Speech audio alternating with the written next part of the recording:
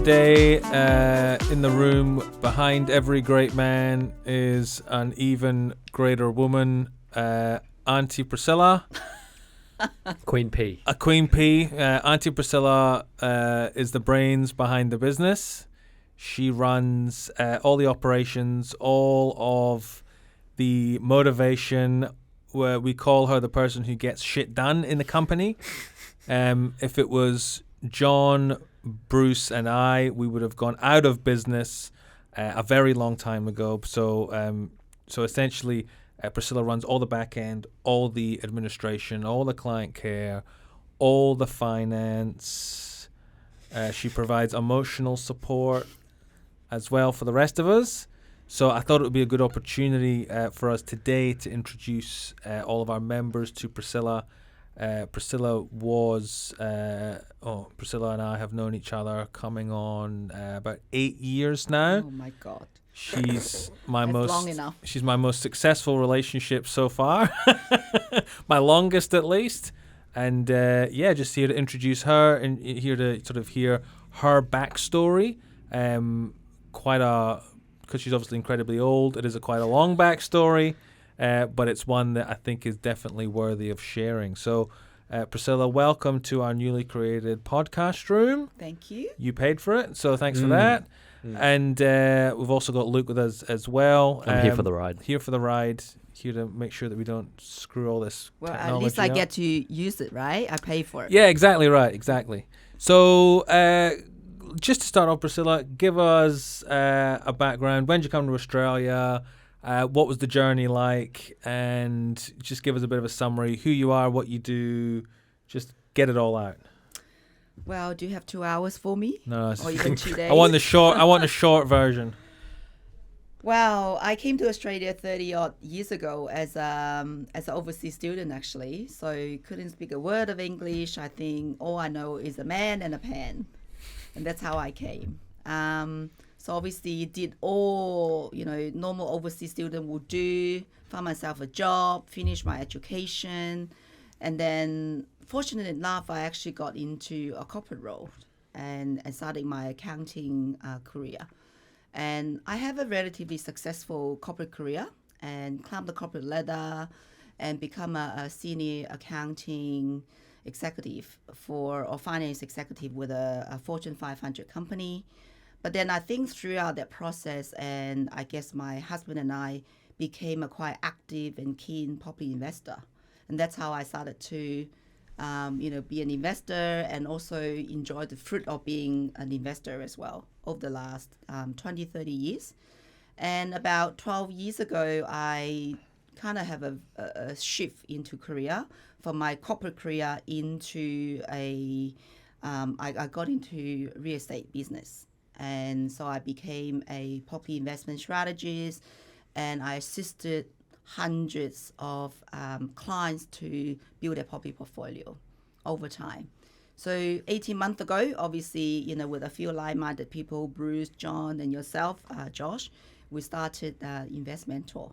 So I guess I am the oldest one in Investmentor, and even though I feel very energetic and very young, and so it's actually quite interesting journey to be mingling with 3 young boys, a lot younger than me. We're old enough to be your children. That's a scary thing. That's right, and from time to time I need to clean up their mess while they're bum. Often. But I really enjoy, it's kind of different level of exposure and completely different ball game, being a business owner, and also from a very front end strategies, meeting customers, to become more of a back end, operations, where even including, making sure we have toilet papers in the business and everything is running smoothly, to HR, legal. I really enjoyed it because I always say to the people that I actually get the best role, because my role actually got exposure to, involved in the stock strategy, involved in the selling strategy, involved in training our new mentors and also relationship managers and recruiting people. So when I actually see people grow and evolve and becoming a better person within the organization, I get a lot of satisfaction satisfaction from that as well. Going back to your portfolio, obviously you've been building it for a while. A long time. There's a lot of stuff in that portfolio, I bet. Lots of different sort of different properties and all that sort of stuff. Talk to us about your first property and your last property. Let's try and understand a little bit about the first one, lessons learned, how it's gone, all that sort of stuff, when you bought it. And then let's talk about your most recent property and the differences between the two. Just want to understand how your portfolio's evolved over those years.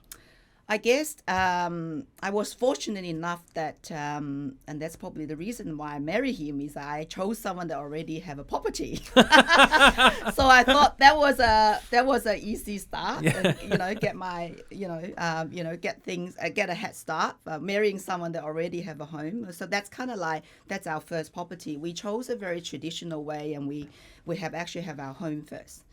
But reflecting on our first investment property and to your question about my last one, I guess the difference would be the decision-making process and how quickly or how slow we actually make the decision with our first one.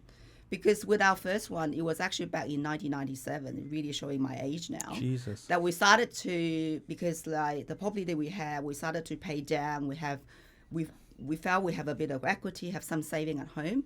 So we felt maybe a good idea to start looking at an investment property in the beginning of 1997.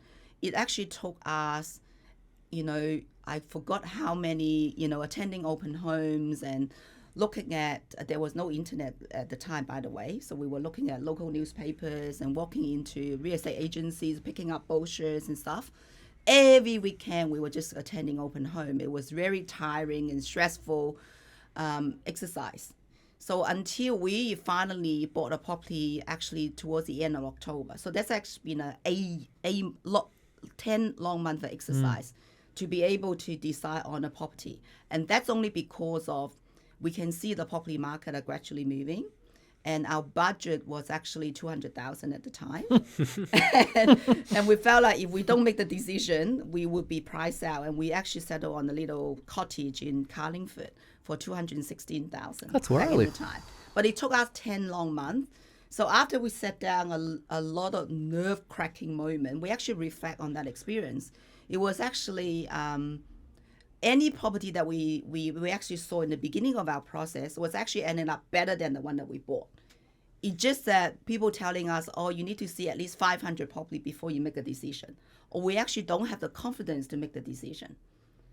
So we ended up with something that are probably inferior than the one 10 months ago. And that's kind of like a big lesson number one. And lesson number two is also being a Chinese, like we avoid number 4 because number 4 is like in Cantonese. So we try not to buy number 4. And we're also very much into feng shui as well. Like you want, the property that are That's high. feng shui for the Caucasians, feng shui. That's right. And you want elevated position and a certain angle and stuff. So the property we ended up buying after 10 long months of searching is actually number 4. Which already breaking rule number 1. And also the property itself is actually below the street level. So it's actually nothing would tick the boxes. But that was actually our first pot of gold. Even after all the agonizing, and we didn't buy the best property, but we actually make a lot of money from that property. It's just because finally we make the decision, put our foot down to proceed. So I think, so what it really tells, all the investors out there is about, it really means nothing if you just go to the webinar or, attending John's research webinar. If you don't really take any action, it really means nothing. You got to put property under your name for it to mean something. Okay, you got to turn information into valuable insight and also your willpower, your willingness to take action, essentially.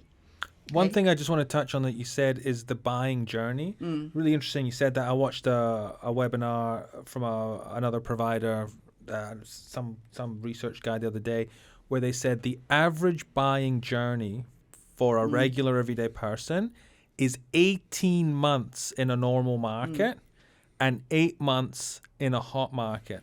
Yeah. So in 18 months, imagine if you'd have bought a property in the last 18 months ago, or started looking 18 months ago and bought a property today, you're paying 15, 20% more. Yeah. even more, maybe 30% Exactly. more. And I think that's the important thing. Any property that's been sold in the past 50 years, generally speaking, has been a property that you should have actually held on to. Exactly. And that's exactly our experience, right? In the beginning, we were looking at property that are, because our maximum budget was 200. So we were looking at, 180, 190,000. But at the end, we have to pay 216, but it's an inferior property compared to 10 months ago. That what we were looking at. But to answer your last part of your question about what's the difference compared to our buying process for the last one, literally it took me 5 minutes to decide.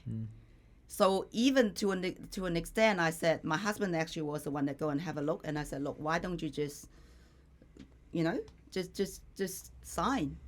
And he wanted me to have a look at it. We were actually going on a cruise on the same day. So literally I went on and I said, let's just sign. So 5 minutes, we bought it. Was that terrace? So that's a property in the inner city of Sydney. Yeah, the Paddington Terrace. Yeah. I have a question for both of you. Yeah, go. Out of curiosity. Yeah. Very rare that Yeah. we get two directors in one of these rooms. Yep. Okay, Yeah, so we don't talk. We don't like to see each other face to face too much. Yeah. we barely see you, Josh. But here's my question. You guys both have a substantial property portfolio, and you're getting our members, these property portfolios too. I always hear you guys like almost being jealous of the portfolios that these members are starting to get. Yeah, 100%. I want you guys to talk about that, where you both started, and just how quickly our members have just kind of skipped all the learning, all of that. And the results they're getting is incredible. Like today we had one 100 over. 100 over in crazy. in Geelong. And I think Yeah. that comes back to what I said earlier when I was doing a podcast with Bruce. Very simple. That is our that's one of our values. It's one of our core pillars. We can be a business that focuses on getting a lot of members, but not focusing on delivering value. And I think lessons learned in the past with our own portfolios and working for other companies and all that sort of stuff, if you focus on value and that's part of your company culture, and you hang your hat on how much money you make versus how many transactions or how many members you bring in the business, you're going to get that result. You get what you focus on, as I think, so I become. And we just get those results. Now, the market's been kind to us as well during the period, and that has helped. But you can still overpay in a hot market. There's some horror stories in Queensland that we're hearing recently where people are paying big money over the market. In the hottest market in 30 years, they're getting valuations below contract price. What's that conversation like? Priscilla used to be a strategist. What's that conversation? Or a mentor. Yeah. So I guess when we sit down with customers, it's sometimes we just take away the noises, right? Because obviously when you go out on your own and when you are inexperienced in this property game, a lot of people trying to be the expert. Like even when you go for a haircut, the hairdresser have never invested. They started to talk to you about when they're doing your hair, right? They all of a sudden they become a property expert. They tell you what not to buy and what to buy. And a lot of the time, sometimes you also talk to your friends and family. Again, they have a different opinion as well. So there's a lot of different confusions out there, or the media is the same. So for us, it's about we've been there and done that. We also have, a lot of in-depth and due diligence. Like sometimes I spend some time with John and sat down with him, the spreadsheet and different things that he look at us and my God, And this is what we do to really filter different opportunity for our customers. And in addition to that is about we build a team surrounding our customers. So we have like really good lawyers to understand our processes. And they also invested themselves. So they are not here to scare you, but they understand, obviously the terms and conditions of the contract. But at the end of the day, you still got to sign it to own the property, right? So guiding you and holding your hand through that processes. We have fantastic mortgage brokers and finance professionals to guide you through and maximize your borrowing opportunity and help you to get the best product as well. And we have, financial planners, we have accountants. So all this is like, as if you're going for a tennis tournament, you want to win that tournament. You have a team, your entourage surrounding you, makes sure you become successful in a journey. And also spending almost like, you figure out what is the best route to get in success instead of going this way and that way. And we guide you through that instead of you trying to wasting a lot of time and try to navigate this very confusing landscape to try to figure out a way to go down. And I think that's what we do.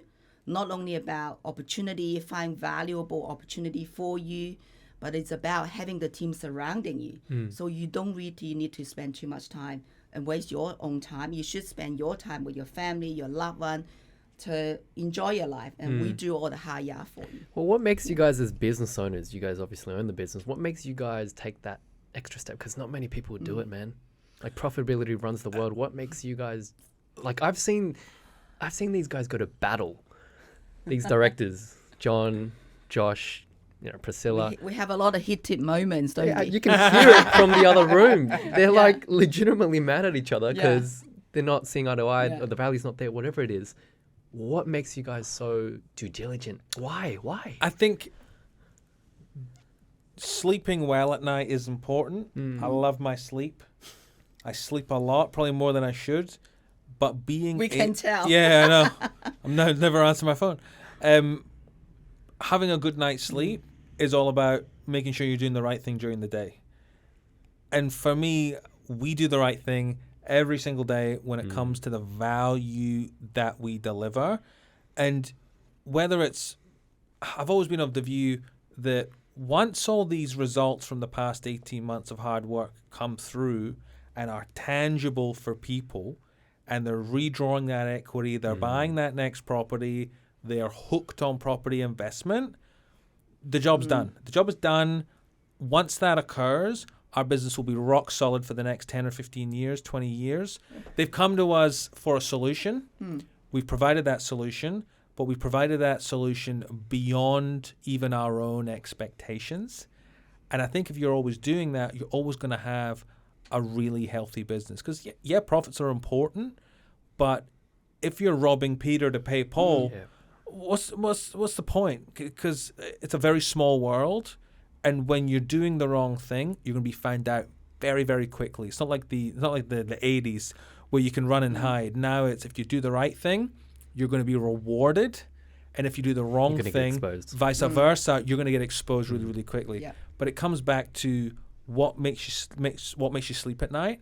But also, people forget we're selfish. We buy the deals too. True. And we make the money as well. And I said in my other podcast with Bruce, if we could buy them all ourselves, we probably would, and the members wouldn't even get a single one of them. But the benefit of it all is we get to do what we enjoy. And like I said in my podcast with Bruce, is I enjoy putting it together. I like to win. I like the feeling of winning. And when the customer is winning, we're winning as well. It's that ecosystem of results and the ecosystem of success. But we hang our hat on these valuation results and getting progress. What's your take, Priscilla? You're the finance. You run all the numbers for the business. So I guess honestly, when Bruce and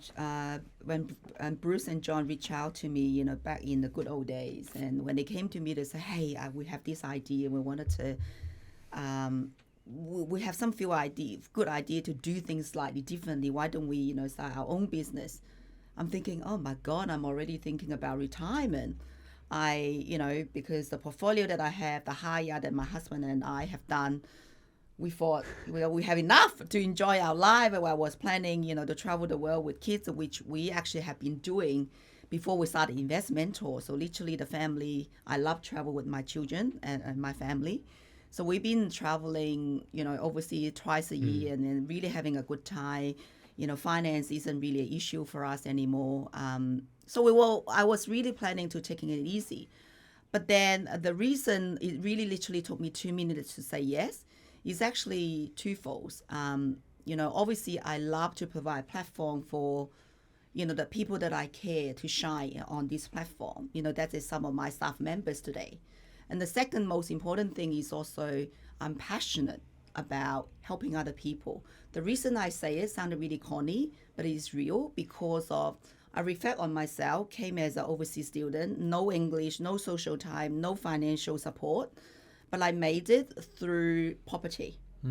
And it wouldn't be good to be able to also help a lot of other people that they just need help to be able to, provide some financial security for themselves and for their loved ones. So I guess for that passion, I said, wouldn't be good to be able to work with these young guys to create a platform that we can deliver well or make wealth accessible to everybody. And that's kind of one of my key reasons, a couple of my key reasons to start Investmentor in the first place. And it's not easy. It's not, and there's so many people involved, and there's so many risks, and there's so many things that can go wrong. You can get the wrong advice. You can get a shitty mortgage broker. You can buy a property that potentially floods. Like, there's just so many minefields. When I hear about all of this sort of stuff, when people in the media say things like, housing's unaffordable, people can't afford it. I said, no. They don't know how to afford it. They just don't know how. Because a lot of people say, I live in Melbourne and I can't afford to buy a house. I can find you a $400,000 townhouse in Melbourne tomorrow that if your finances are in a semi-decent position, you can buy that property tomorrow. We've got someone off camera. Jacob, going to introduce you. Hello. One of our video editors. He was able to get in. His income's not much higher than most people. I was able to get in. Not much higher than mine, to be honest, on paper. So there you go. And that's the thing I realize now that I'm going out in the world, Jacob's going out in this world. People our age genuinely think it's impossible. And I don't think it's no fault to their own. It's all they see on media. Yeah. They don't know the people to connect you there. Like I walked in, within 2 months I was able to comfortably do it. Jacob's walked in about a month and a half and was able to comfortably do it. I was under the impression that I would never be able to buy something. Because that's what you're kind of told. And obviously being on a lower-ish income and not having, I will say that I've been saving for a long time since I was 13 years old. But yeah, being able, it actually made me realize that if you're able to save a bit, it's actually not as hard as people think. But you earned the right, and I think this is important. Not everyone deserves to buy because they haven't, demonstrated some of those basic things that a property, because property ownership's a responsibility, and when you talk about your rights, you also have to talk about what's your responsibilities as well. And the responsibility is Jacob's been saving since the age of 14. True. And Priscilla's daughter, we're actually talking about Priscilla's daughter over lunch. Same thing. She's got almost more money in the bank than I do. Yeah. And she's 18 years old. So you've got to do a few basic things first, which takes discipline. And there's things just like saving, not spending all your money when you're young, but balancing it with having obviously fun and enjoying your life as well. You can get into a property. You can do it. And I think that this whole, housing's unaffordable. Yes, it is. And the government has meddled in it so much that they've made the situation so bad for certain people. But a lot of those people who say, property's unaffordable, I think actually they don't know how to get into property at the right price. Well, the point is, if you believe that the property already unaffordable today, they're not going to get more affordable. What's going to be in 10? Right? So just exactly like what Bruce said in the webinar, is that every policy, everything that the government is doing, they're not really helping with affordability. They're actually creating more demand by giving you the first homeowner grant or, deposit scheme and what have you. It's all about driving more demand. So you think about it. The other thing also, I always share, my story with my nephew. Lee Mentor, Lee Mentor Tony is actually my nephew. I always share his story with, some of my clients as well, especially younger generations. And, when he first started investing, he's so resisting investing because he felt like if he start invested, it's almost like the burden on his shoulder. He can't enjoy life. It is like he have so much debt. But then he went through the first one. He discovered that it's actually a piece of cake. He still go out, have a few girlfriends, and nothing really impacting his lifestyle. Tony is happily married now to his new wife. That's right. After a few girlfriends, he's now married. But yeah, so I think people that have that perception is probably not really knowing what does investment mean and how is that actually being different to owning a property and you actually live in it. Because everything, the minute that you live in your own property, nothing is tax deductible. The tax man not going to help you. You have no tenant to come and help you. That's why, 3 of the directors are actually reinvestors. Yeah. I come from a different perspective too. For me, as soon as I got my first one, I recommended one for my partner as well. So she's in. It's relieving. It's like oddly, it's relieving knowing that you've got something. And then because the story changes, it doesn't go from, it's unaffordable, all that. You see rent go up and secretly you're like, yeah, the rent's going up. Oh, look, the best thing that happened to investors was home builder, in my view. Yeah. And the best thing that happened was home builder. It was all the deductions, all that post-COVID stimulus that people thought they were helping home builders, first home buyers, and they were helping first home buyers, but they helped them too much. They flooded the market with liquidity and demand. And as a result, we're now seeing some of those growing pains flow through the system. But anyone who owned a property pre-COVID or bought a property during COVID has benefited massively from all that government stimulus. Now, if government got out of property, stopped meddling in it, the market would come up with a market solution around affordability. So the government tells us, hey, you have to do 400 square meter blocks. If the market demanded 100 square meter blocks, did little townhouses or something like that, and the market was able to deliver that, housing affordability would be solved within the next 5 years. They're not going to do that though. They're not going to do it. But again, the lesson is you can't sit there and go, if only this or if only that. You just got to play the game and understand the rules. And a company like Investmentor can help you understand the rules of the game and learn how to play the game. You got to be in it to win it. You got to be in it. You got to be in it to win it. Yeah. If you're sitting there, Very simple. if you're sitting there on the sidelines, whinging about affordability and this and that, it's not going to get you any further in. There are ways to get in, and I believe that if more people knew the ways, they'd be able to win. And it's our job as a company to let as many people know as possible what are the rules, how do you play the game. And the vision of our business is to make that scalable so everyone in Australia can learn how. And then hopefully we get people in, because it'd be nothing better to know that in 40 years' time or 30 years' time, you're walking down the street, someone stops us and go, oh, I watched a webinar and you guys helped me get my first property. And, and that started a conversation or that started a mindset shift. They got that family out of the average everyday Australian family that lives their life and retires with one home into living on super and that sort of stuff. It's interesting. I remember I was watching whether it's a current affair or Today Tonight, and there was an episode where a young couple was on being interviewed, and they were kind of like complaining, saying, oh my God, I've been looking for property for 18 months or 2 years and I still couldn't buy anything. Now, don't get me wrong, I feel sorry for them, right? And obviously they might be priced out of the market or what have you. But then I thought we actually be able to assist a lot of first home buyers and first time investors be able to get to the market within 4 weeks or 6 weeks of signing up with the Investmentor. 30 days. It's crazy. 30 days. So it's really about, do you have the plan? Are you being realistic? What you can and what you can't do? Are you being emotional? I think all these things, you just have to take the noises out to really focusing on what is actually really important at the end of the day. Is it the color of the kitchen or what's the material? So I think all these, if we come to Investmentor, that's where we be able to help you to forget about the noises. I always say investing is if you look at a cupcake, you need to focusing on the cupcake, but not the icing, the beautiful icing on the cupcake. It doesn't really matter.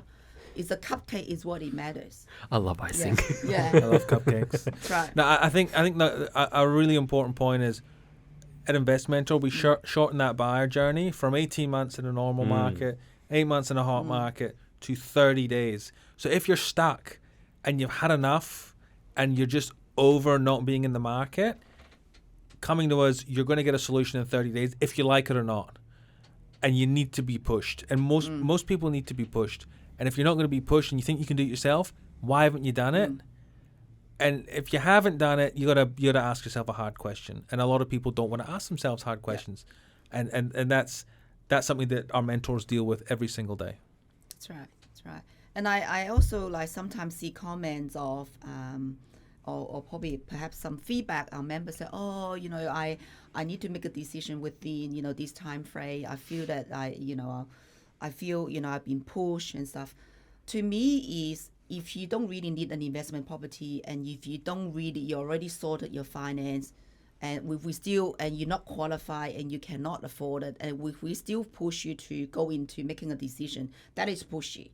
But to me, we're not being pushy. If you are ready, you can do it. You need to do it. You need to do it to be able to achieve your goal. And if we do not push you to the other side of the fence, which you need to go, then we're not doing our job as far as we concerned. It's because you've been right? there. I'm sure you guys have sat on the fence so much as well. If you're qualified to purchase a property and you're not purchasing a property, you really have to ask yourself the question, why am I not moving forward? No matter what, like you can buy anything, but if you're qualified and you're ready to go and you're not getting in the market, you need to ask yourself a question: what sort of life do I want to live in my 60s and 70s? Yeah. Because no matter what, you can buy the shittest property today. By the time you're 60 and 70 years old, my bet would be that's still going to be a pretty good property. Like a little cottage below street level in Carlingford. Yeah. What do you reckon it's worth now?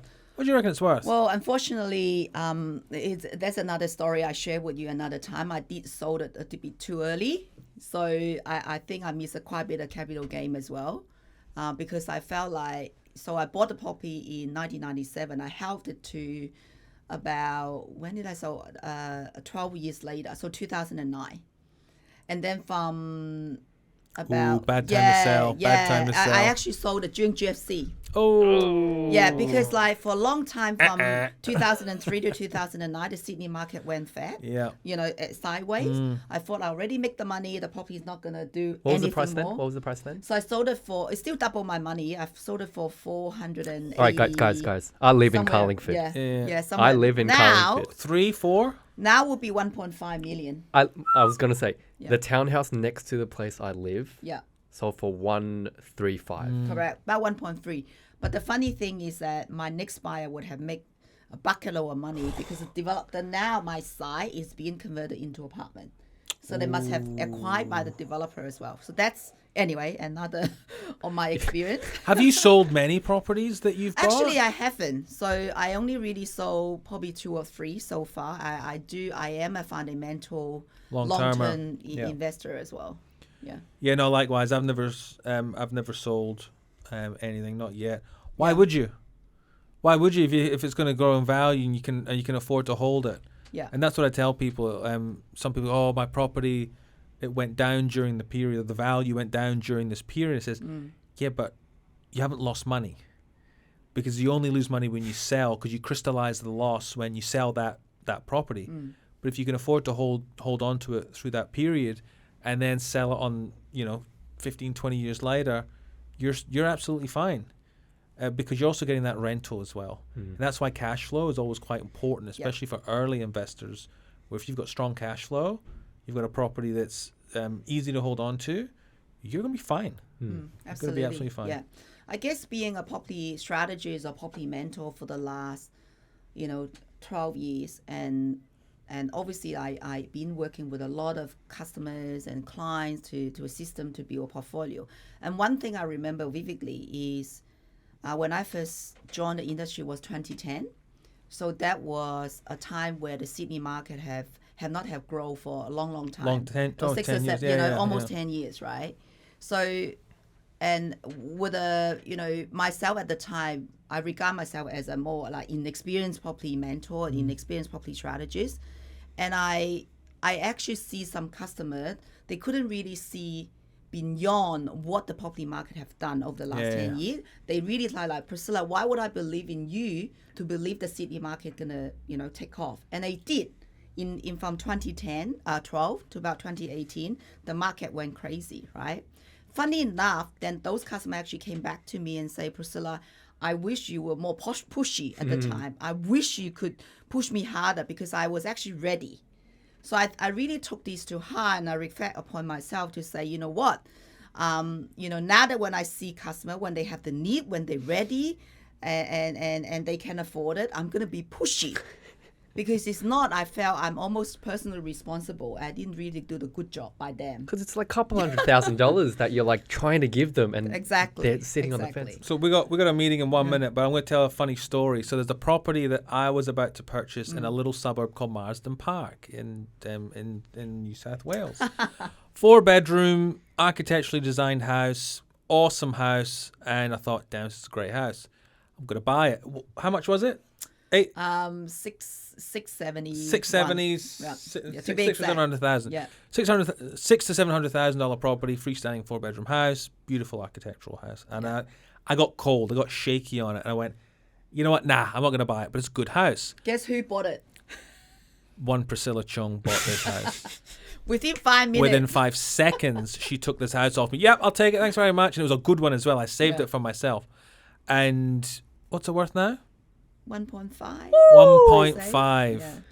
And that's just a horrible, horrible reminder. That one property. Thank you, Josh. Oh, I love you for that. You're most welcome. And that was just another painful reminder that when it's good and you don't take it, you're probably going to regret that purchase later on.